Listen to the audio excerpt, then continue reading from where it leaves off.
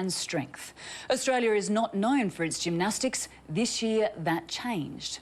Our Aussie girls reflecting the abilities of the greats who have gone before them. Karen Cooper with our new local heroes and the legends of the most graceful sport of all.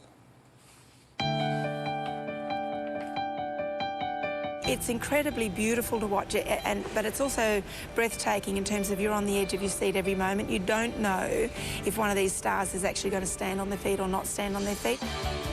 We've already seen the highs and lows these games. Perfection one moment, complete failure the next. Oh, no! That's just the nature of our sport. It could be great one second and then terrible the next. Australian gymnasts Lauren Mitchell and Dasha Jura too have lived it. This experience for me has been, one of the best yet one of the worst, combined in my life. A medal hope before arriving in Beijing. The 18-year-old twisted her ankle on a floor routine 5 days before competition. After that landing, of course, I just panicked. The panic set in, and I think it was probably one of my worst fears because everything was just going a bit too smoothly for me in the lead up to the games. She was in peak form, and that's what probably is more heartbreaking than anything, is that you just know that this was her time. And for gymnastics, their time is so short, and I just hope she can hold on for another 4 years. Despite that blow, it has still been Australia's best ever performance at an Olympics, finishing 6th. For American beauty Nastasia Lukin, it's been elation. She joins a list of greats on the gold medal podium. This Olympic champion, to me, she's one of the most beautiful Olympic champions I've ever seen. It's the most graceful of sports. Gymnastics, the most loved by the women of the world. It's 14-year-old Nadia Comaneci who catapulted the sport onto the front pages.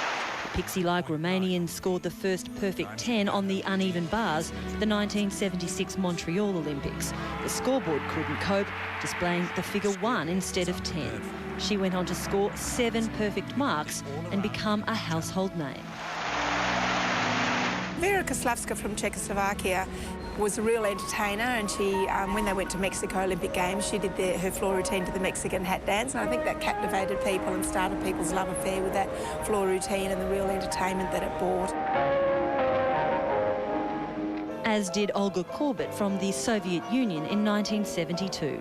Each Olympic Games, a little star is born. And every 4 years, new fans flock to the sport, captivated by the athleticism and the aesthetics. And women's floor, that's the epitome of it all. It's to music, they smile, they play to the judges, they play to the audience. But even on an apparatus like beam and bars, there's style and pizzazz. And before they get on the apparatus, and there's a bit of gamesmanship and so on, I think especially from the men, there's the gamesmanship.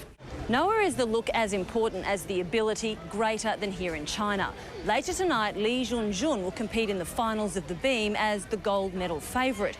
But she wasn't originally selected for the Olympic squad, not because she didn't make the cut gymnastically, but because she had crooked teeth. It wasn't until someone paid for her dental work that she was selected to compete for her country. Critical dismount. So that's how seriously the Chinese take looks and aesthetics and it's the whole package for sure. They've got the leotard, they've got the body, they've got the skills to go with it, they've got the entertainment going on, and then it's still sport. And I think that's what's really nice. It's not dancing, it's not anything artificial or manufactured, it's real athleticism. And for those doing the captivating, it's part of what they love too. How much is the entertainment value important? Oh, it's really important. That's part of our sport. It's not just throwing skills, it's throwing skills and performing them to the best of your ability and then dancing in between and, yeah, entertaining everyone. Karen Cooper reporting. For a city of 17 million, Beijing is already overcrowded. Add another 2 million visitors and it's already bursting.